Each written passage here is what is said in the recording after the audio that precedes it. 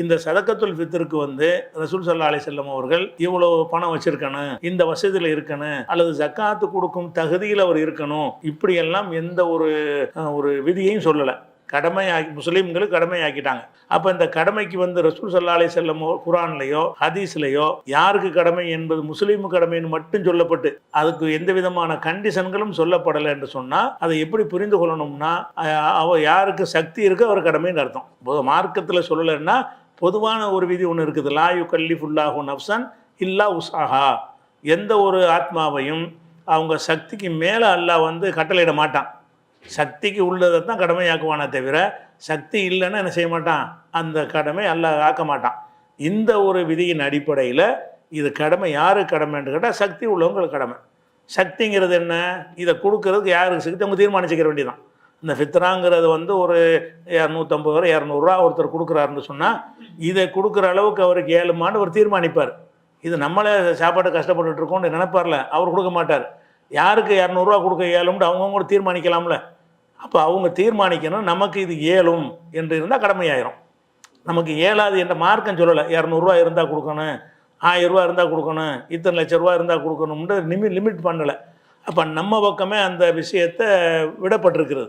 இதெல்லாம் பொதுவாக சொல்லப்பட்டிருக்குதோ அதில் எல்லாம் என்ன செய்யணும்னா நம்மளை தான் முடிவு எடுத்துக்கிறணும். ஏன்னா பொதுவாக வந்து மாஜால் அலைக்கும் ஃபித்தீன் மின் ஹரஜின், இந்த மார்க்கத்தில் அல்லாஹ் உங்களுக்கு எந்த ஒரு சிரமத்தையும் ஏற்படுத்தவில்லைன்னு அல்லாஹ் குர்ஆனில் சொல்லி காட்டுகிறான். அப்போ சிரமம் இல்லாத மார்க்கமாக இருக்கும்போது அவனே ஃபித்ரா வாங்குகிற அளவில் இருக்கிறான், நீனும் கொடுன்னு போய் சொல்ல முடியுமா? அவனே நம்ம யாராவது கொடுத்தா வாங்கி சாப்பிட்லான்னு ஒருத்தன் இருப்பான். அப்படிப்பட்டவன்ட்ட போய் நீ ஃபித்ரா கொடுத்தியான்னு கேட்க முடியாது. அப்போ ஃபித்ராங்கிறது என்னென்னா சக்தி உள்ளவர்களுக்கு தான் கடமை. சக்தி எவ்வளவு அது நம்ம பக்கம் தான் இருக்குது. மார்க்கம் சொல்லலைன்னு சொன்னான். மார்க்கம் சொல்லி இருந்தால் அதான் சக்தி.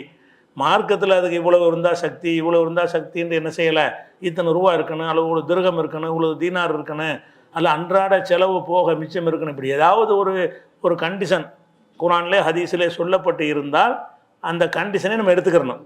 அது சொல்லப்படலைன்னா எதை எடுத்துக்கிறோம்னா பொதுவாக சக்தி என்ன நம்மளாக முடிவு பண்ணுறதான். பொதுவாக விடப்பட்ட விஷயங்களை நம்ம தான் தீர்மானிச்சிக்கணும்.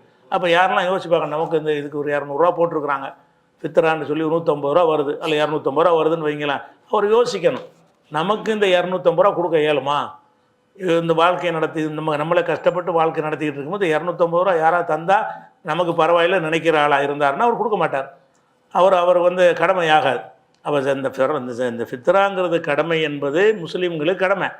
ஆனால் முஸ்லீம்களை கடமைன்ற எல்லா விஷயமும் இயன்றவர்களுக்கு கடமைன்னு அர்த்தம். ஏன்றதான் என்னது கடமை, ஏழலைன்னா அது அவருக்கு கடமை வராது. இது பொதுவாக விளங்கிக்கிறணும்.